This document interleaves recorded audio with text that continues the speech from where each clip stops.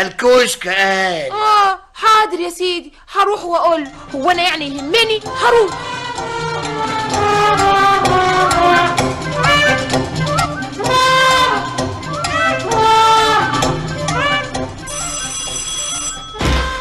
ايوه يا فندم.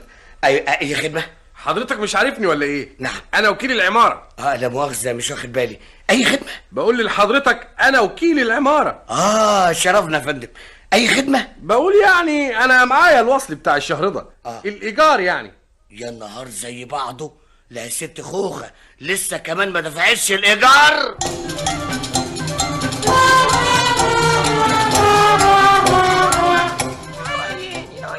يا دختك يا خوخة، النور القطع. اعمل ايه انا دلوقتي في الحاجات اللي في التلاجة؟ الفراخ هتخسر، كل حاجة فيها هتخسر. يا دختك يا خوخة، كان ليه بس النور يتقطع دلوقتي يا ربي؟